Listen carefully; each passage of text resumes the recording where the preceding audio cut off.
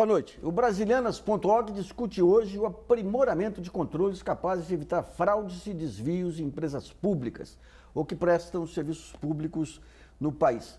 Vamos procurar saber se a Operação Lava Jato, esse combate ao esquema de propinas descoberto pela Polícia Federal e Ministério Público envolvendo políticos e grandes empreiteiras, poderá resultar na criação de novos mecanismos de controle.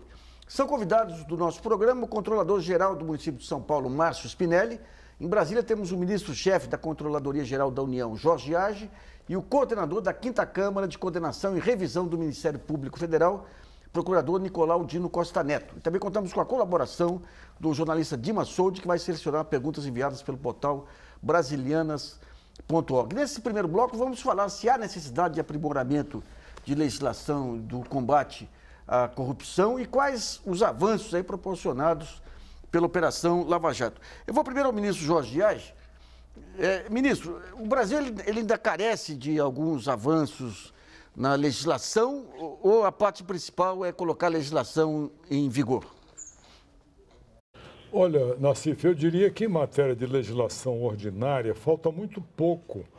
O Brasil já vem seguindo o cardápio das convenções internacionais anticorrupção de modo bastante completo, seja a convenção da OCDE, seja da ONU, seja da OEA.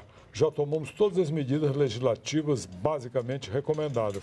Agora, há duas peculiaridades no plano normativo que, no meu entendimento, ainda faltam. Uma delas, já no plano constitucional, uma reforma política que comece pelo financiamento empresarial das campanhas. É algo que, enquanto nós não afastarmos, nós não teremos mexido na raiz da grande maioria dos casos de corrupção, financiamento empresarial. De outro lado, a reforma do processo judicial, tanto civil quanto criminal, e aqui ao meu lado o doutor Nicolau Dino dirá ainda melhor do que eu sobre isso, enquanto não reformarmos o processo jurisdicional, nós não vamos conseguir vencer a sensação de impunidade. Porque os órgãos de controle auditam, a polícia investiga, o Ministério Público denuncia, mas quando chega no judiciário, a coisa demora 5, 10, 15, 20 anos, o que alimenta a sensação de impunidade. No plano normativo, a meu ver, são as duas grandes medidas que faltam. Agora, fora do plano normativo, muitas outras mudanças sobre as quais nós podemos falar no seu programa. Tá, filho. Vou perguntar ao procurador, então, Nicolau Dino. Procurador, nós tivemos aí até hoje CPI dos precatórios, a CPI do orçamento que trouxe no começo dos anos 90, que trouxe algum resultado, a dos precatórios, que foi varrido para baixo do tapete, a CPI do Banestado, varrido para baixo do tapete, a CPMI do Carlinhos Cachoeira, varrido para baixo do tapete, a Satiagraha, a Castelos de Areia. A gente vê um trabalho do Ministério Público e da Polícia Federal e depois essa questão do conceito do fruto envenenado atrapalhando tudo. O que é necessário, digamos, os precedentes abertos agora pela Lava Jato rompem com esse invólucro de impunidade, na sua opinião? Eu tendo a concordar com as observações que já foram feitas e realmente reconheço também que o Brasil deu um grande salto no sentido de melhoria, de aprimoramento do seu sistema normativo. A recente Lei 12.856, a lei chamada Lei Anticorrupção, é bem reveladora disso porque cria um mecanismo de responsabilização administrativa e judicial de pessoas jurídicas envolvidas em práticas de corrupção e dispensa, inclusive, o elemento culpa. Basta que se estabeleça o nexo de causalidade entre o fato tido como corruptor e a consequência no plano da administração para que se estabeleça a punição. Agora, é preciso avançar mais ainda, é preciso avançar. E eu diria que o avanço necessário também, além do avanço no que toca à reforma do Código de Processo Penal, a legislação processual penal, cujo sistema recursal é extremamente lento, demorado, gerador de impunidade, de sentimento de impunidade, nós precisamos também avançar na reforma do sistema de investigação. A investigação tem que ser essencialmente instrumental, tem que se pautar por critérios simplificados que possibilitem a rápida colheita de elementos para a propositura da ação penal ou da ação de improbidade. Em relação à pergunta que você fez, especificamente à CPI, é preciso destacar que a CPI é apenas um dos instrumentos de investigação, cujo protagonista maior é o Legislativo, por óbvio. Mas existem outras ferramentas investigativas que estão sendo utilizadas a tempo e modo. Os procedimentos investigativos pelo Ministério Público, os inquéritos policiais instaurados, os mecanismos de investigação a cargo da Controladoria Geral da União e dos seus órgãos similares nos estados. Tudo isso conjugado revela que os resultados estão sendo apontados. O caso agora da Operação Lava Jato é bem emblemático. A um só tempo nós temos a revelação de dados estarrecedores no campo da corrupção em nosso país, mas ao mesmo tempo é preciso ver esse copo meio cheio também, não apenas meio vazio. É importante destacar que as instituições estão atuando, estão agindo com o rigor necessário. O Ministério Público tem atuado em concurso com a Polícia Federal, com a Controladoria Geral da União, e os resultados estão aí a olhos vistos. As ações estão sendo propostas, a investigação está em curso e precisamos, com base nisso, portanto, reconhecer que o Brasil está sendo passado a limpo. Procurador, no caso do inquérito do Banestado, quais os resultados? Porque na ocasião a imprensa faz muito alarde no começo, depois acaba desaparecendo um pouco. Teve resultados concretos, objetivos no campo da justiça? Sem dúvida, houve recuperação de valores, recuperação de ativos, o montante exato, infelizmente, eu não tenho dado para apresentar, mas houve recuperação significativa de ativos, ações que foram propostas, mas em termos de julgamento, aí esse ponto que foi bem destacado pelo ministro Raj. A demora no julgamento, por força da infinidade recursal, de uma cadeia longa de recursos, acaba por postergar o resultado para um momento muito distante, o que gera um sentimento de frustração não apenas na sociedade, mas também das instituições que se encarregam de desenvolver as investigações e promover a persecução penal. É, portanto, por isso, fundamental que a próxima legislatura se debruce sobre a reforma do processo penal para que se possa torná-lo mais ágil e mais efetivo. O Mário Spinelli, que foi trazido, veio da CGU, foi trazido pelo prefeito Haddad aqui e participou foi o mentor aí dessa operação que levou ao fim aí a quadrilha do ISS São Paulo.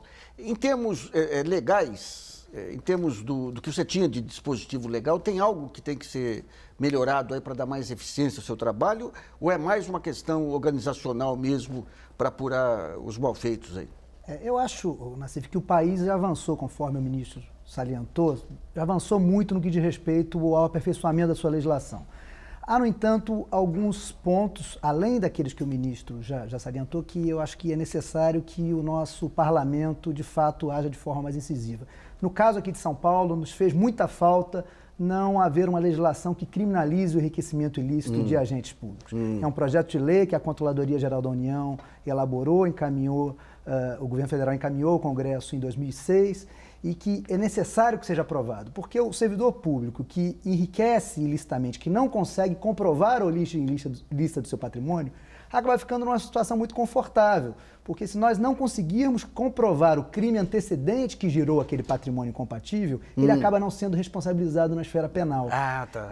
Então é o seguinte, você constata que teve um crescimento desproporcional. Ele tem que provar que tem origem. Exato. Se ele não prova, ele já está... Se ele não prova, nós conseguimos demitir esse servidor, ele pode responder uma ação de improbidade, mas, você não pode não sofre nada na esfera penal, não tem que arcar com a sua liberdade. Isso gera, evidentemente, uma sensação de impunidade. Em muitos casos, esse servidor já está aposentado, às vezes está milionário, tem um patrimônio muito alto e nós não conseguimos processar esse servidor na esfera penal. Eu queria ver com o doutor Raj. Doutor Raj, tem um ponto de postergação de julgamentos, não apenas criminais aí, mas que o Tribunal de Contas usa, que o Supremo usa, que os tribunais superiores, que é pedido de vista.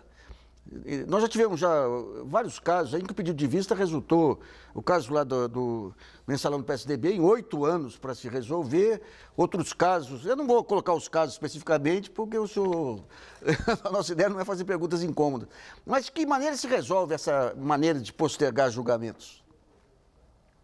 Eu diria, Nassif, que isso deve ser incluído dentro do pacote das reformas processuais que eu mencionei. E eu me refiro à reforma do processo judicial tanto no campo penal como no campo civil, em ambos e em todas as instâncias, inclusive nos tribunais superiores. Por exemplo, você acaba de tocar num ponto crítico, o pedido de vista sem prazo.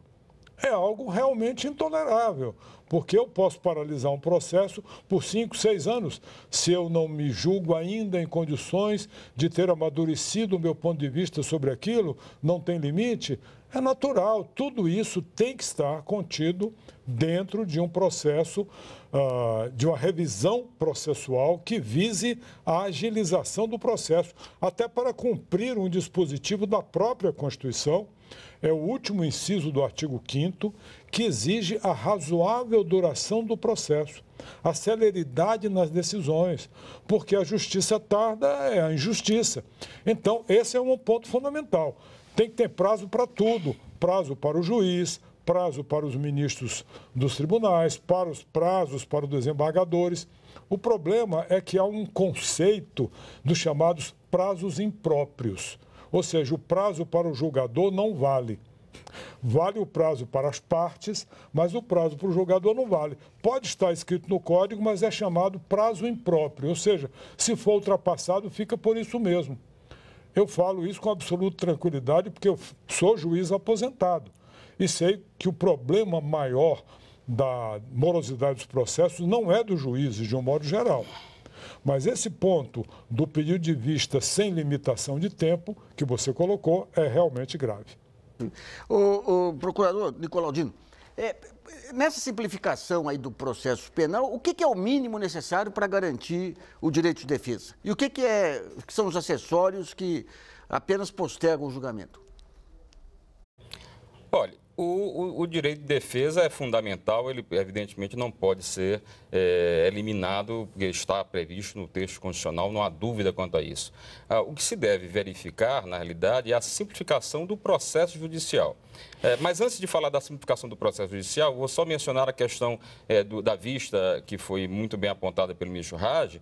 Algumas modificações, talvez até independam de alterações na legislação. Por exemplo, o pedido de vista sem prazo definido pode ser corrigido mediante uma alteração não dos regimentos internos dos tribunais. Basta que o regimento interno do tribunal preveja a fixação de prazo para aquele juiz, aquele ministro que pediu vista, um prazo para que ele deva apresentar, para que ele venha apresentar o processo sob pena de ser inserido obrigatoriamente em pauta para julgamento de acordo com a previsão regimental. Então, são medidas que são simples e que podem ser implementadas. No que se refere agora especificamente à reforma processual, o que nós temos no Brasil? Nós temos uma cadeia de recursos enorme.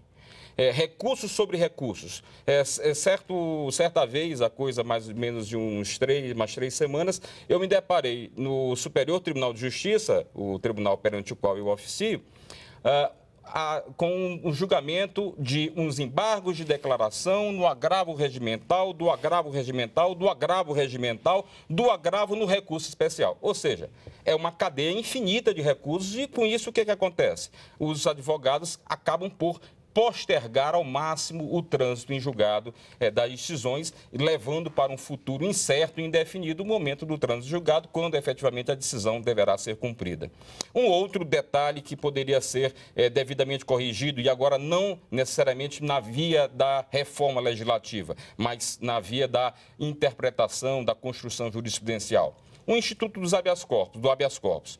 Em dado momento histórico, o habeas corpus migrou de um remédio constitucional destinado à solução da constrição indevida da liberdade de ir e vir para um remédio tendente a corrigir vícios processuais ou defeitos de julgamento, utilizando-se o habeas corpus como um substitutivo de um recurso. O que aconteceu com isso? O instrumento do habeas corpus passou a ser panaceia, um remédio para todos os males, ao ponto de haver habeas corpus sucessivos, seja no Superior Tribunal de Justiça, seja no Supremo Tribunal Federal, o que também acaba por dificultar a efetividade dos julgamentos ocorridos em instância superior.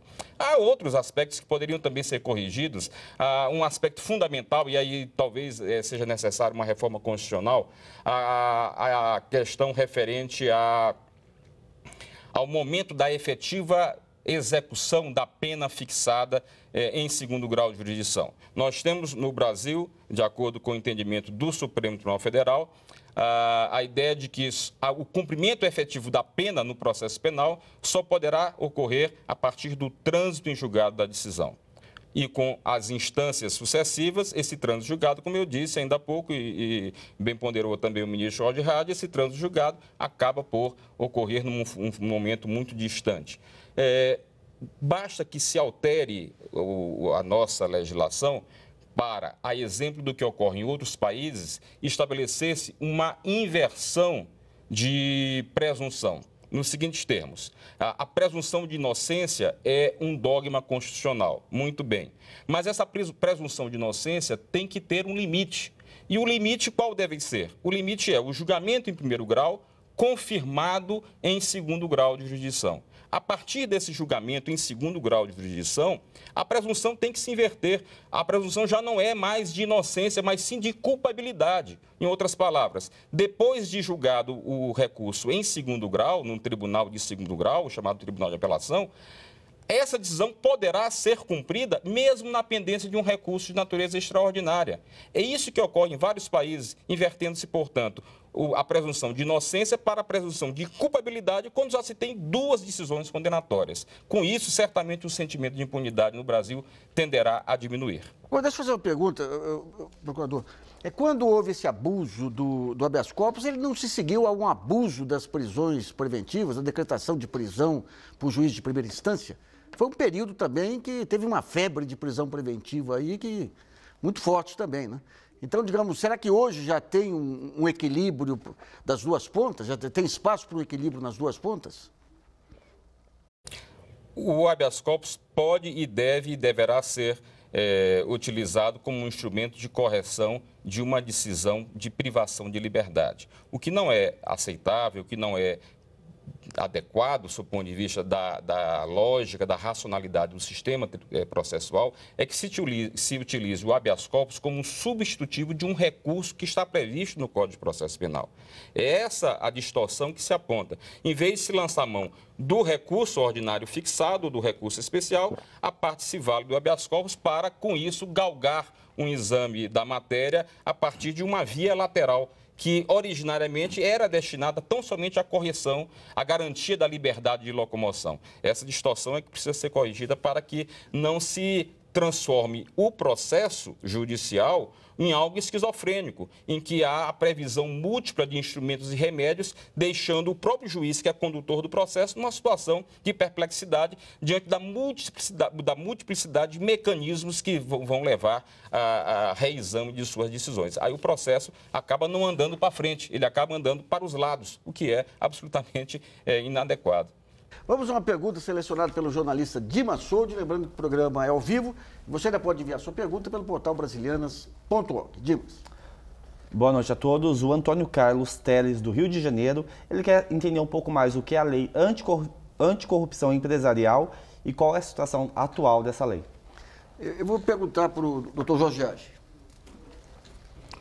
A lei anticorrupção, que nós preferimos denominar a lei da empresa limpa, porque já existem várias leis que combatem a corrupção no Brasil, desde o Código Penal, a lei da improbidade administrativa, a lei dos crimes de responsabilidade, a lei da ação popular, a lei de licitações, todas são leis contra a corrupção. A diferença dessa lei é, primeiro, que ela pune o lado do corruptor, segundo, que ela pune a pessoa jurídica, ou seja, ela alcança o patrimônio da empresa e não apenas as pessoas físicas, ou seja, o dono da empresa, o executivo, o diretor, o agente, pessoa natural.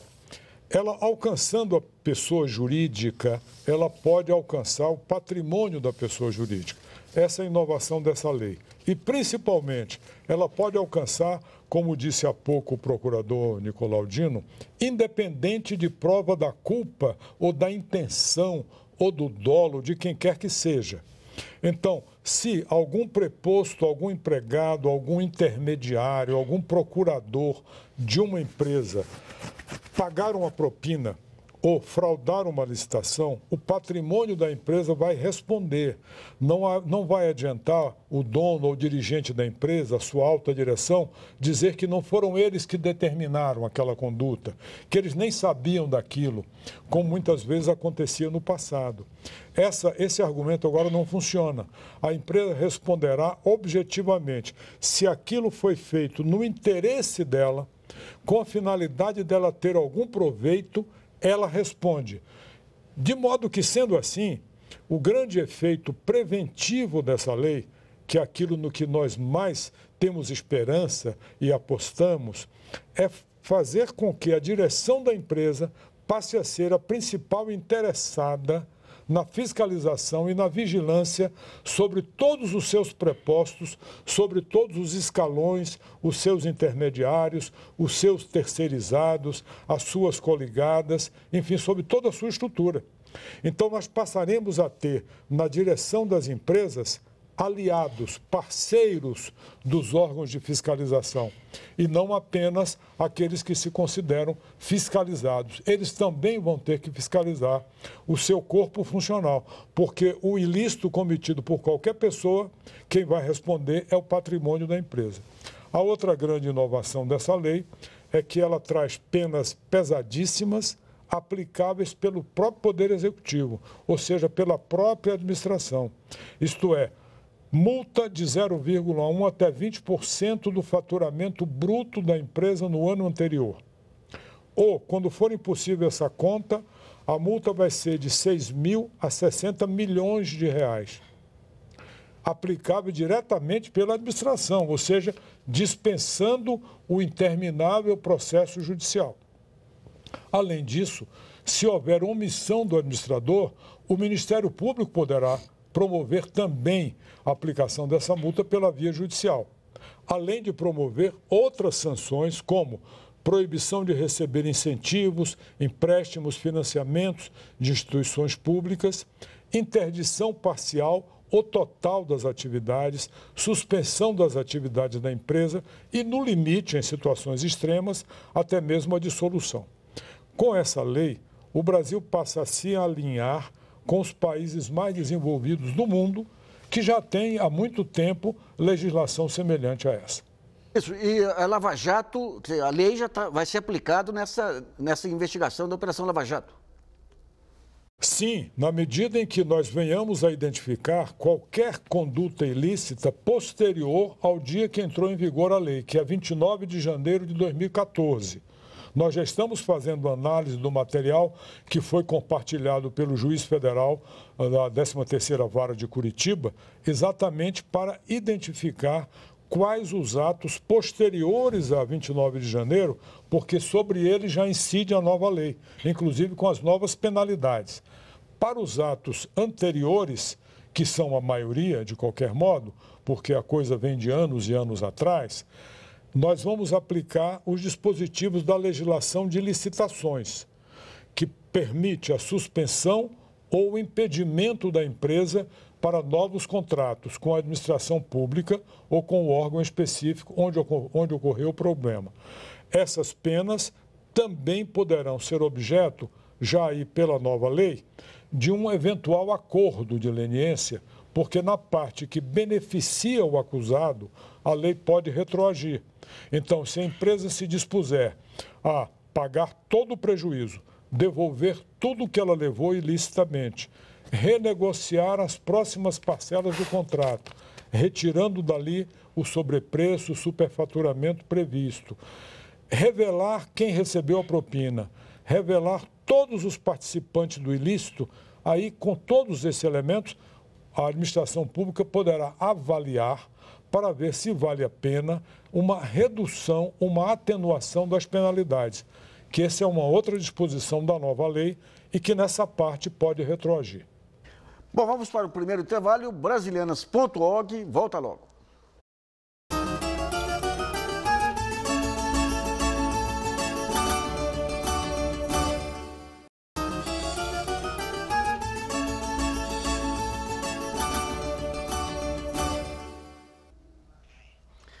Voltamos a apresentar o programa Brasilianas.org, que hoje discute o aprimoramento dos controles capazes de evitar fraudes nas empresas públicas. Nesse segundo bloco, eu vou insistir um pouquinho ainda nessa questão da legislação, mas vamos falar também do vazamento parcial de depoimentos na Operação Lava Jato e suas consequências no processo de investigação. Eu quero ver com o Spinelli antes. Spinelli, aqui o doutor Age, o Flávio Dino, Nicolau Dino, irmão do Flávio Dino, colocaram essas questões todas aí da legislação. Aqui em São Paulo, o que a lei aqui te permitiu? Por exemplo, uma delação premiada, você conseguiria implementar? Ou uma punição à altura aí dos crimes, você conseguiria fazer com a legislação atual? Infelizmente, no que diz respeito às empresas, como os atos praticados, no caso específico da operação que encontrou a chamada máfia do ISS, nós ficamos muito limitados, porque eram empresas que não tinham contratos com a administração pública. E como a chamada lei anticorrupção, ainda não estava em vigor, nós não podemos aplicar a lei a essas empresas. Então, nós ficamos, no que diz respeito à esfera administrativa, com uma atuação muito limitada, porque sequer a sanção de impedimento de participar de licitações teria algum efeito com essas empresas. Se nós já tivéssemos a lei em vigor, e isso é importante salientar, como é importante ter uma legislação que, de fato, possa reduzir a impunidade, nós iríamos hoje ter processos administrativos de responsabilização envolvendo mais de 900 empresas do ramo da construção civil. Quer dizer, e aí essas empresas, evidentemente, que podem sofrer ações na esfera judicial, mas na esfera administrativa nós ficamos, de fato, com uma atuação muito restrita. E os criminosos aí? No caso dos servidores envolvidos, os principais agentes já foram demitidos, né? E aí há todo um processo administrativo que garante o direito de defesa, mas que a controladoria tem atuado nessa forma, nesse sentido, de forma muito ágil. Então, os servidores já foram demitidos antes mesmo que o Ministério Público ingressasse com a denúncia. E esses servidores, evidentemente, irão responder também na esfera penal, na esfera criminal e na esfera civil. Tá vendo? Eu volto para Brasília com o doutor Jorge. Doutor Jorge, a questão do sigilo nas investigações, ele é essencial por várias razões. O Ministério Público enfatiza isso, a Polícia Federal enfatiza isso, mas nós temos esse vício recorrente aí de vazamento de informações e algumas vezes vazamento até com intenções políticas para lá ou para cá. De que maneira que esses vazamentos atrapalham as investigações? Eles podem levar, por exemplo, nós tivemos o caso da Satyagraha, que praticamente foi o álibi utilizado para acabar com a Operação Satyagraha. De que maneira que se controla, digamos, esse tipo de problema que ocorre nos inquéritos? Olha, Nassif, a questão dos vazamentos tem vários ângulos, né? O sigilo, ele é exigível nessas investigações por várias razões. Em primeiro lugar, no interesse da própria investigação. Esse é o interesse do órgão fiscalizador ou investigador. Em segundo lugar, no interesse do investigado. Porque se ele, neste momento, não é ainda sequer indiciado, não é acusado de nada, não recebeu nem ainda a notificação, digamos, para se defender, não sabe do que vai se defender, não é justo expor o seu nome. Por isso, nós nos preocupamos na controladoria de preservar, na fase investigativa, preservar inteiramente os nomes das pessoas que nesse momento são meras suspeitas. A partir do momento em que se formaliza uma acusação, aí tudo bem. Se não houver outras razões para sigilo, o processo deverá ser público. Agora, as intenções com que se leva ao vazamento são as mais diversas. Muitas vezes a intenção é essa que está aí embutida nos casos que você mencionou. É a intenção dos próprios acusados de anular, de fazer, na linguagem popular, melar a investigação, provocar a nulidade de tudo. Essa é uma realidade que nós sabemos. Outras vezes, a intenção é política no nível da política partidária. É fazer o vazamento seletivo de determinados pontos da investigação que só atingem, por exemplo, o partido que estiver no governo, que não atinge o partido que está na oposição. Esse é um outro tipo de manipulação dos vazamentos com direcionamento político partidário. Então, existem diversos tipos, diversas finalidades. O remédio para isso é um rigor cada vez maior na apuração administrativa e criminal dos casos de vazamento. Então, eu queria ver então com o doutor Nicolau Dino, quando a gente pega a Lava Jato, aí é um desafio nacional, efetivamente, impedir que elas tenham o mesmo fim de outras operações. Agora, teve um caso de vazamento que acabou gerando dúvidas aí em muitas cabeças aí sobre as intenções dos investigadores. E o doutor Pedro Serrano, aí, que é um jurista bastante consciencioso, ele falava da importância da Lava Jato, mas dizia o seguinte: o Ministério Público e o Ministério da Justiça deveriam atuar de alguma maneira para dar uma resposta àquele vazamento. De que maneira que o Ministério... Eu sei que hoje em dia tem muito menos vazamento no Ministério Público que teve em outras épocas, mas de que maneira que se acaba com essa praga aí? Que procedimento interno que se adota quando há um vazamento, mesmo sem estar definido objetivamente que é o procurador, ou que é o delegado, ou que é o advogado? O vazamento é algo intolerável, é o antidireito. Nós somos absolutamente contrários a toda e qualquer forma de vazamento, porque, por todas as razões já apresentadas, nós temos também a possibilidade de comprometimento da efetividade das investigações. Portanto, seja por qual ângulo se examine o vazamento, pela exposição midiática precipitada, antecipada, pela necessidade de se garantir a efetividade de um trabalho investigativo, por todos esses aspectos nós devemos reprovar o vazamento. E reprovar o vazamento não é uma mera figura de retórica, é agir também de forma necessária e compatível para coibir, reprimir e responder com as sanções eventualmente cabíveis a qualquer ação de vazamento, seja onde ocorrer o vazamento. No âmbito interno do Ministério Público, há uma orientação muito clara, muito específica, seja da 5ª Câmara, seja do Procurador-Geral da República, que comanda as investigações e disse claramente que o sigilo de justiça deve ser, como não poderia ser diferente, totalmente observado por todos os procuradores da República que compõem a força-tarefa. Há um compromisso institucional no sentido de se garantir que essa orientação seja absolutamente seguida, observada, para que não haja, de um lado, o julgamento antecipado, o que é reprovável, e de outro, para também que não se comprometa, como eu disse, o andamento dos trabalhos de investigação. Tá, filho. Mas nesse caso da Lava Jato, você anunciou a instauração de um inquérito pela Polícia Federal, mas nós não vimos resultados aí. Tem alguma coisa objetiva? O procurador fala no advogado, o advogado diz que não foi. Quer dizer, quando tem 3 partes envolvidas, não é caso de se aprofundar a investigação para identificar objetivamente quem... Porque fica parecendo, dilui, digamos, a suspeita, diluindo a suspeita, nenhum lado acaba atuando também para segurar esses vazamentos, né? O vazamento está sendo objeto de apuração e, certamente, ao ser concluída a investigação, deverão ser adotadas as medidas no sentido da promoção da responsabilidade daquele que agiu de forma indevida, seja ele quem for. Nós vamos encontrar, como foi apontado aqui ainda há pouco pelo ministro Jorge Raggi, inclusive situações em que a própria defesa se vale desse instrumento para comprometer a própria atividade investigativa em curso. Eu não quero afirmar com isso, evidentemente, que isso se deu nesse caso concreto, mas são hipóteses que se levantam e que deverão e estão sendo devidamente apuradas para que isso não venha a acontecer. O que é importante detalhar e sublinhar com bastante ênfase é que, na atualidade, nós não encontramos situações de vazamento como ocorria no passado. Hoje as instituições estão muito mais atentas à necessidade de cumprimento estrito desse compromisso em nome da efetividade dos trabalhos apuratórios. Bom, vamos a mais uma pergunta selecionada pelo jornalista Dimas Soldi. E como estamos ao vivo, você ainda tem tempo para mandar sua pergunta pelo portal brasilianas.org. Dimas.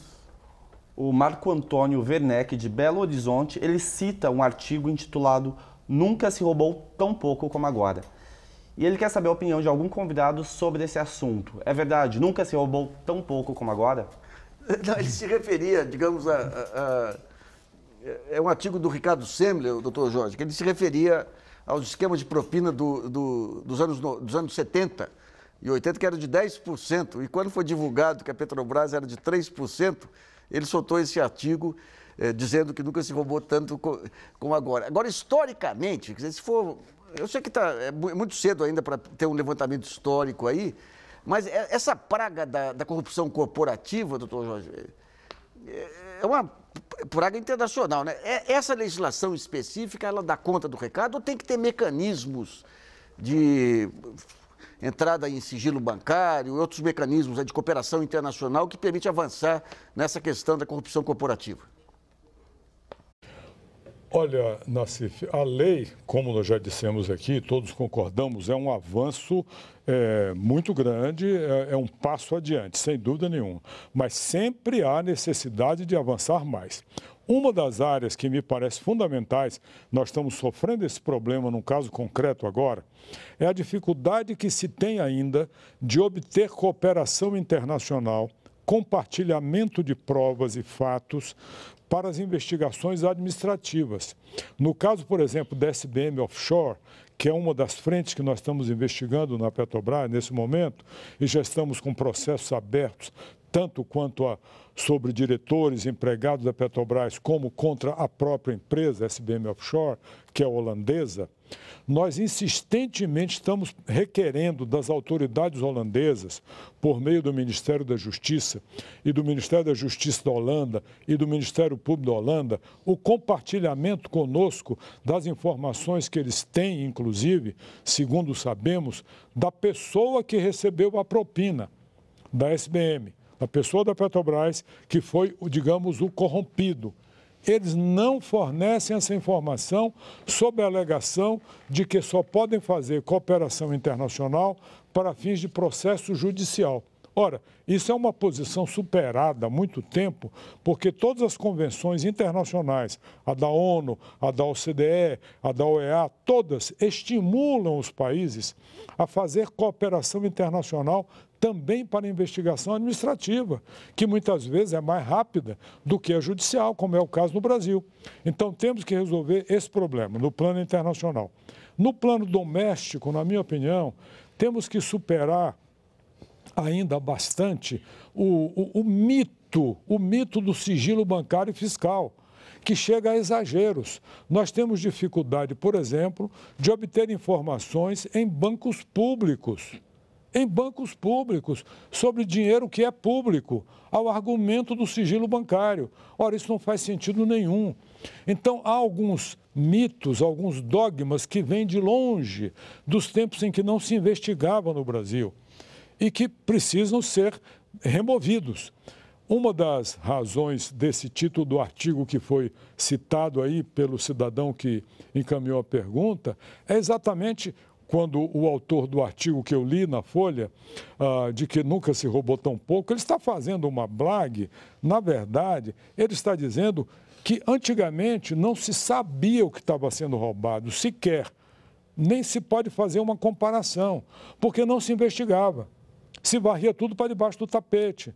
O Procurador-Geral da República, com permissão do meu amigo Nicolau, que obviamente não tem nada a ver com isso, mas estou falando da instituição dele, ficou conhecido como Engavetador-Geral da República.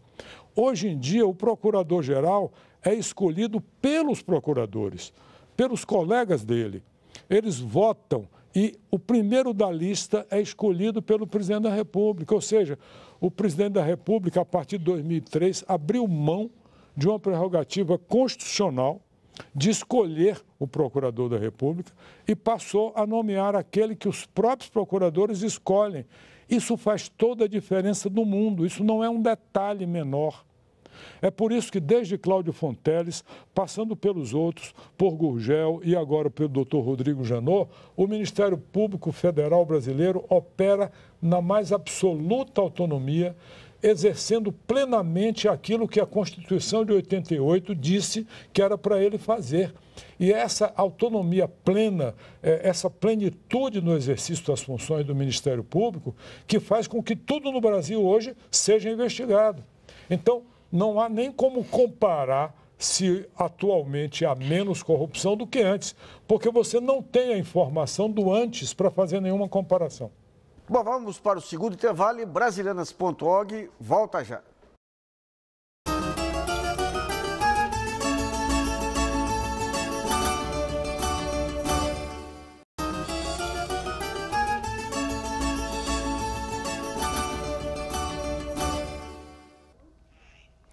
Voltamos a apresentar o programa Brasilianas.org sobre os mecanismos de controle à corrupção. Nesse último bloco, vamos discutir a qualidade da prestação de contas por órgãos públicos no país. Ô, Spinelli, vocês tiveram uma reunião lá no Nordeste nesse final de semana.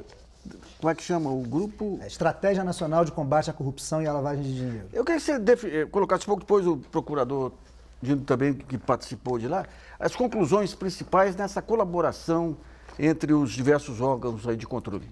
Essa iniciativa ela existe desde 2003 e reúne quase uma centena de órgãos do Estado brasileiro. Esses órgãos se reúnem anualmente, estabelecem ações e metas para o ano seguinte. Foi aquele modelo criado pelo ministro Márcio Tomás Bastos. Exatamente. Então é uma reunião que acontece anualmente, essas metas são fixadas, durante todo o ano são formados grupos de trabalho encarregados dessas metas e essas metas ao final do ano é apresentado um relatório final com relação ao seu cumprimento. Que tipo de metas? Uma série de metas ligadas ao combate à corrupção e à lavagem de dinheiro. Então, nós temos, no histórico da estratégia, por exemplo, um projeto de lei que elaborou uma nova redação para a Lei de Improbidade Administrativa, a criação do cadastro de empresas inidôneas e suspensas de contratar, que depois foi colocado em prática pela Controladoria Geral da União. E esse ano, além dessas metas, foi elaborada uma carta chamada Carta de Teresina, e nessa carta estão registrados os principais pontos que esses órgãos consideram fundamentais para a redução da corrupção no Brasil.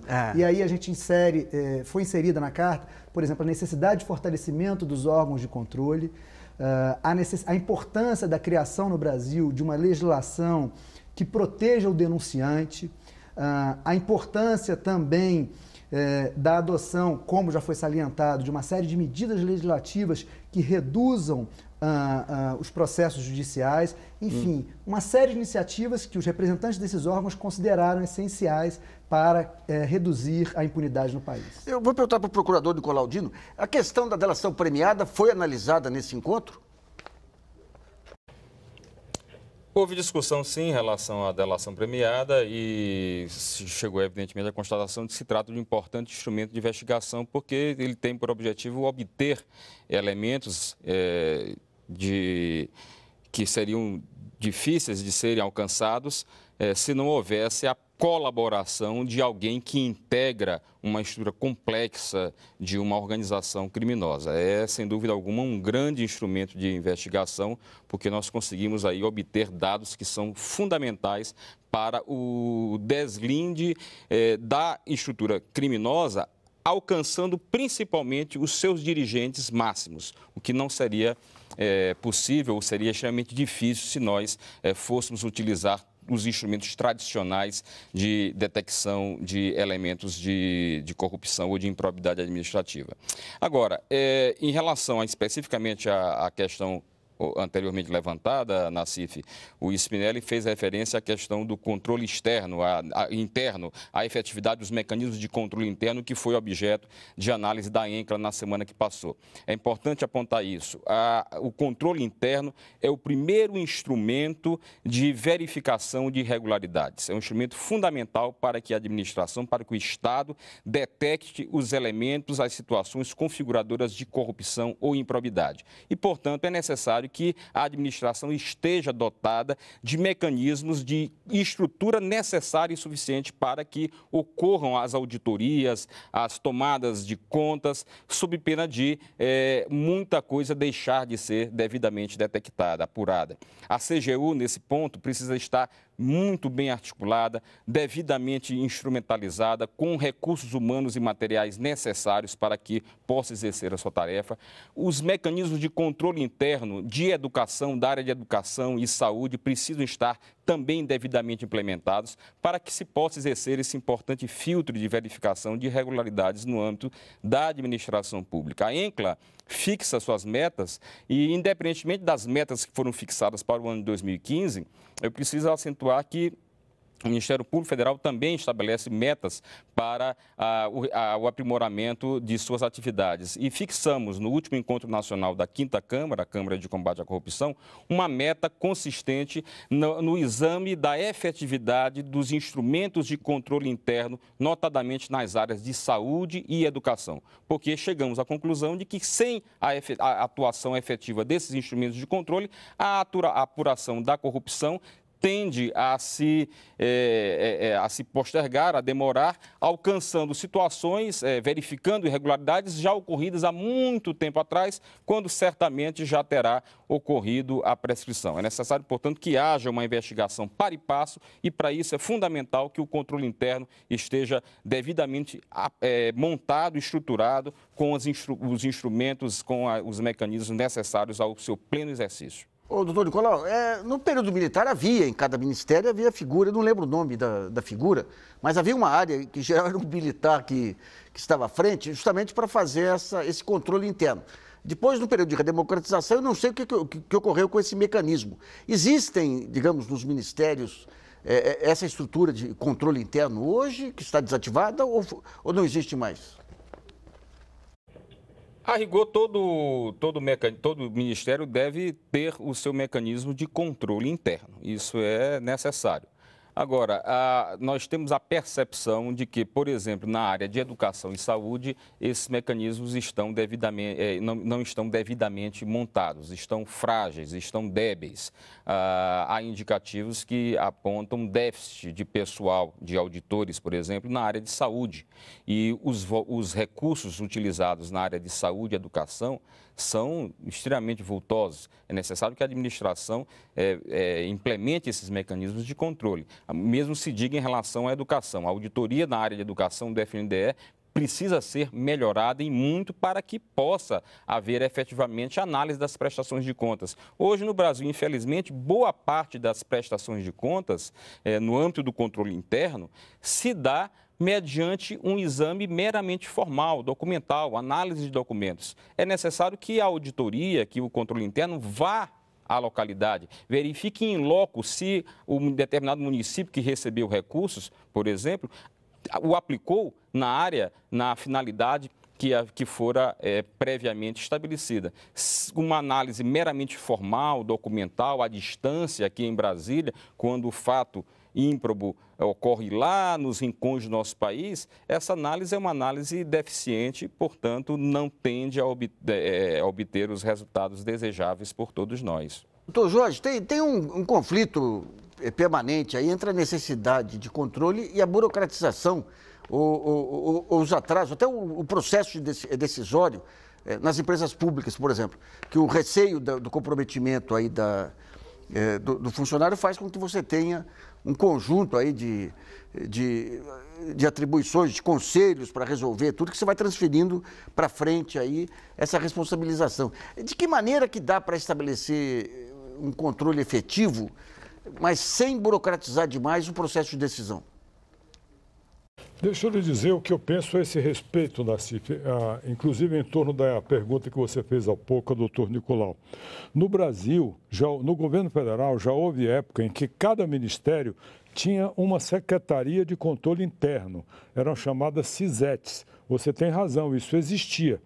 Aí, na época do neoliberalismo, no auge do neoliberalismo, a título de enxugar o Estado, foram extintas essas secretarias de controle interno que havia em cada ministério.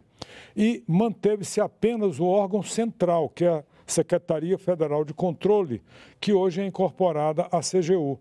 Ocorre que o que a Constituição diz e o que é preciso haver é um sistema de órgãos. Hoje no Brasil nós temos apenas o órgão central, o órgão cabeça de um sistema que não tem as pernas, que seria uma Secretaria de Controle Interno de cada ministério. Só restaram 3, uma na Presidência, uma no Itamaraty e uma na Defesa. Essas foram mantidas em nome das peculiaridades desses órgãos. As demais foram extintas como se o órgão central, que é a Secretaria Federal de Controle, que pertence à CGU, pudesse, dali, fazer o controle interno de todos os ministérios, o que é absolutamente ilusório, não funciona isso. Então, você tem hoje apenas na saúde o DenaSUS, que por uma questão específica do sistema do SUS tem esses auditores, e fora daí você só tem auditorias próprias na administração indireta, ou seja, nas autarquias, como é o caso do FNDE, nas universidades e nas empresas estatais. Essas auditorias internas muitas vezes não funcionam, porque estão sob a direção do próprio gestor, que deveria, em muitos casos, garantir uma autonomia maior a essa entidade. Em outros casos, pela absoluta insuficiência de pessoal. Então, nos casos, por exemplo, do dinheiro repassado pela educação aos estados e municípios, como disse o procurador há pouco, no caso do Fundeb, nós vimos insistindo há anos para que se defina um órgão específico na área da educação para fiscalizar os recursos do Fundeb, que é a verba federal onde há o maior índice de irregularidade. Outro problema, os recursos transferidos às prefeituras vão para uma conta específica do convênio. Há um decreto que nós propusemos, a presidente Dilma baixou em 2011, proibindo o saque na boca do caixa. Porque quando o prefeito saca esse dinheiro, dali em diante ele aplica, sabe Deus em quê. Não há condição de controle a partir dali. Os bancos públicos, Banco do Brasil e Caixa Econômica, não conseguem até hoje impedir a transferência dessas contas para outras. E por aí vai um ralo enorme do dinheiro público. No caso da... Bom, infelizmente, o nosso tempo acabou. Assista daqui a pouco o Repórter Brasil, que está inaugurando uma série sobre a corrupção no país. Vários dias aí abordando o mesmo tema. Vamos ficando por aqui. Brasilianas.org, sobre o aprimoramento dos controles públicos para combater a corrupção. Agradecemos a participação do Controlador-Geral do Município de São Paulo, Mário Spinelli, do Ministro-Chefe da Controladoria-Geral da União, Jorge Age, e do Procurador e Coordenador da 5ª Câmara de Coordenação e Revisão do Ministério Público Federal, Nicolau Dino Costa Neto. E também agradecemos a colaboração do jornalista Diba Soldi e de você que nos acompanhou em mais essa edição. E lembre-se, você pode continuar colaborando, enviando sugestões, textos e vídeos para o portal brasilianas.org. Esse espaço aqui também é seu. E voltamos na próxima segunda-feira, às 8 horas da noite. Até lá.